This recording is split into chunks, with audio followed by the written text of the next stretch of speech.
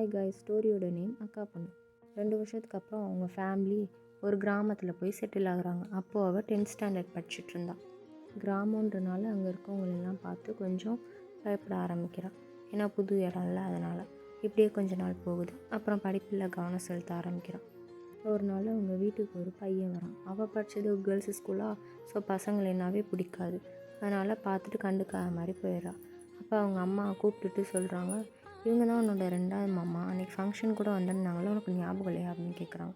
அப்போ அவள் யோசிக்கிறான், என்னடா அன்றைக்கி பார்த்த பையனா இது அவ்வளோ குட்டி பையனாக இருந்தாங்களே, ஆள் அடையாளமே தெரியாமல் வளர்ந்துட்டாங்களே அப்படின்னு யோசிச்சுட்டு வீட்டுக்கு வந்தவங்கள்ட்ட பேசாமல் இருக்கக்கூடாதுன்னு சும்மா பேசிட்டாள். அப்புறம் அவளோட ஒர்க்கை பார்க்க போயிட்டாள். அப்புறம் அவங்க ஊருக்கு கிளம்பி போயிட்டாங்க. அப்படியே கொஞ்ச நாள் போச்சு. ஒரு டைம் ஸ்கூல் போயிட்டு பஸ்ஸில் இருந்து கீழே இறங்கும்போது அவங்க அம்மாச்சி கீழே வெயிட் பண்ணிட்டு நிற்கிறாங்க. அவங்கள பார்த்த உடனே அவங்கள்ட்ட பேசிட்டு நடந்து போகிறான். அப்போது எதிர்த்தாப்பில் ஒரு பைக்கில் இருந்து அவங்க பையன், அந்த பொண்ணோட மாமா, அவங்க வராங்க. அதை பார்த்த இவங்க எப்போ வந்தாங்க அப்படின்னு அவங்க அம்மாச்சிகிட்ட கேட்குறான். இப்போ தான் அப்படின்னு அவங்க அம்மாச்சி சொல்கிறாங்க. சரி, நான் கடைக்கு போயிட்டு வந்துடுறேன், நீங்கள் 2 பேரும் வீட்டுக்கு போங்க அப்படின்னு அவங்க அம்மாச்சி சொல்லிட்டு போயிட்டாங்க. அந்த பொண்ணு பைக்கில் போகணுமா, இவங்க கூடயா அப்படின்னு யோசிச்சுட்டு நிற்கிறான்.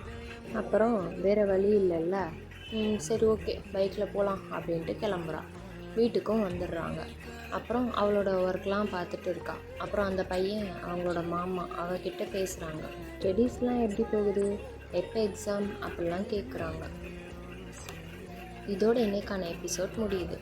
சீக்கிரமாகவே அடுத்த எபிசோட் அப்லோட் பண்ணுறேன் காய்ஸ். தேங்க்யூ ஃபார் வாட்சிங்.